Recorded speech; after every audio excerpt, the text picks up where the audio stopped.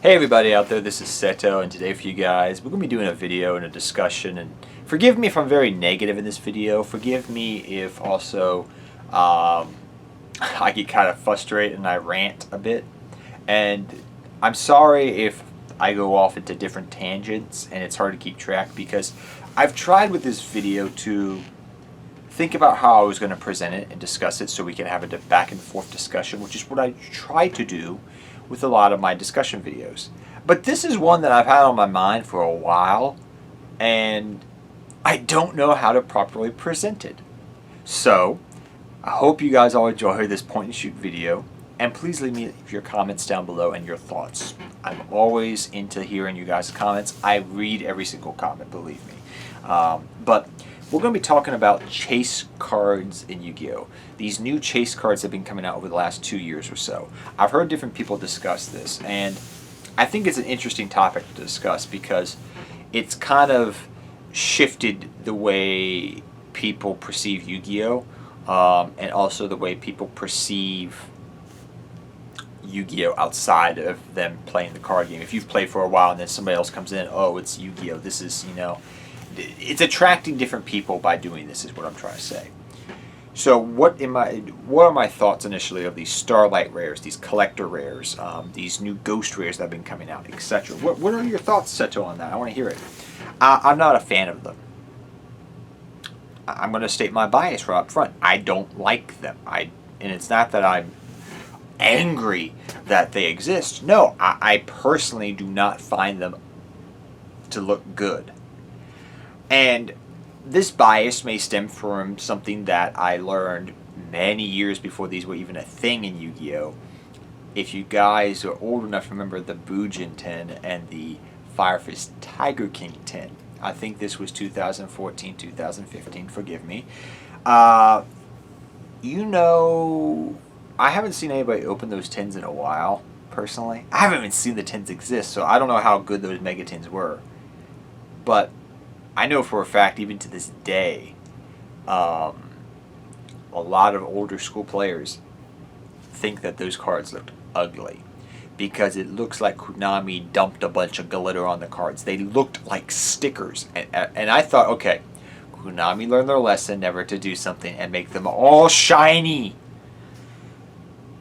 And I've held collector rare cards, I've held Starlight rare cards in my hand, and I get this flashback to what they did back then. And I just look at them and I'm like, I don't like the way you look. You look like a sticker. You glisten and this, and I just don't like you. I've seen like Appaloosa, I've seen this and that, and a whole bunch of them, IP Masquerade, and I'm just like, I don't like you. You look ugly. I'd rather have the secret rare, the ultra rare. Come back here. Now, I will admit the new secret rarity that Konami did for the Megatins last year was great. It looked good, but the fact that people place these high value on these cards just befuddles me. As someone that can afford these cards, I don't find them attractive in a collectible sense. I think the Winged Dragon of Ra Ghost Rare was a great idea. I think we'll eventually get Slifer and Obelisk, and that is something I thought about getting. But past experience taught me that Ghost Rares are always damaged. Even in packs they can come damaged because of how easily they scratch. Very rarely do you find a near mint Ghost Rare. It's always lightly played or moderately played because it's a Ghost Rare and they easily scratch. Saying this though, I want you to also understand I don't hate collecting cards. It is a collectible card game. If you guys remember the old Yu-Gi-Oh saying, it was like Yu-Gi-Oh, a trading card game, Yu-Gi-Oh, a collectible card game. So I mean, I collect stuff out there. I have actually, thanks to my grandmother, rest in peace. Thank you so much, Grandma. I got these as a kid for my 12th birthday, which is pretty much 3 original Egyptian gods. And these Egyptian gods are not the ones you think of. These are actually the Game Boy promo ones, the secret rare ones. Don't know if you can tell. I did a video on these a couple years ago, but they are the Game Boy promo. They are legit. I've been offered a couple hundred for them, off and on, because they're near mint. I collect not just Yu-Gi-Oh sometimes. I do collect my Pokemon cards.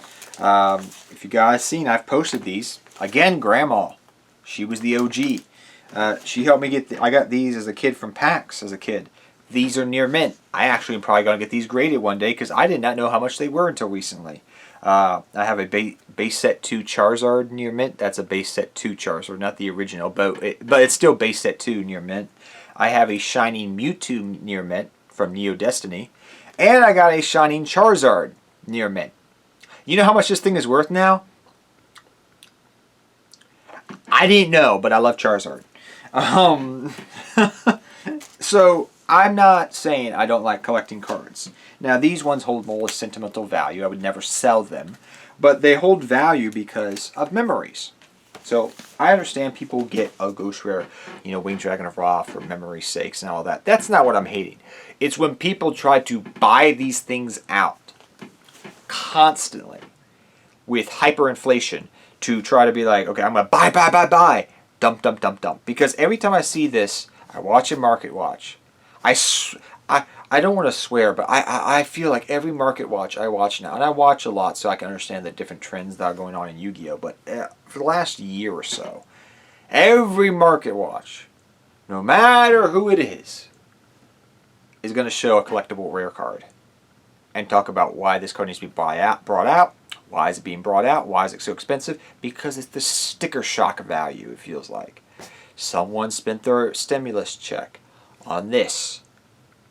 Some guys brought this. And now it's this. And then I come back a month later and it's gone, ooh. I don't know. I don't get them.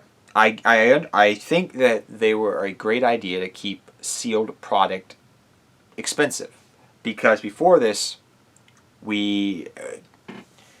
sealed product would sit on shelves forever. But now we have these collectible cards that keep the sealed product good for if they're good enough, good for a long time. They don't go down in price. They don't depreciate as much as they used to, I find, which is interesting.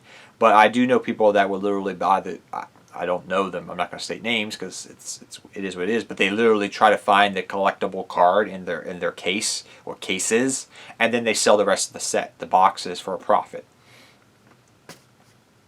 And so they've made their money back, and then they've sold everything else. They literally would do that. They'll find it and then sell everything else. And I know this is not just one person. A lot of people do this. So the chase for it takes us down a whole different road about other things, which we are not going to discuss about right now, about pretty much opening boxes, which I think is a great discussion video we need to talk about eventually. And this is coming from somebody who used to work at a card store. I'm being honest. But these collectible cards, I don't understand their value. I don't. Especially because a lot of these are modern day cards. I think the tournament pack ultimate rares are great. I still buy some of them from time to time because they sometimes have meta relevant cards. Sometimes they have older cards or cards that are have a history with them. So those type of cards are fine, I think, because they're always going to retain some value. Ultimate rares look nice. I feel like they're a good medium. Some ghost rares look really good, some more than others. But these newer, it feels like Konami's just taking different trends from different card games, which is cool, but it's bringing a lot more collectors into the game of Yu-Gi-Oh! Who are hyperinflated these prices. That's why I believe now more than ever you shouldn't buy sealed product. You should buy singles. Because so many people are going to try to chase that rare card to get it, and then they're going to sell off everything else just to make their money back because they didn't get it. Because it's every couple cases you get this stuff. And we've seen this with everything from... And people are like, oh, well, a year later it went up in price. I'm like, yeah. A year you sat on that card. A year.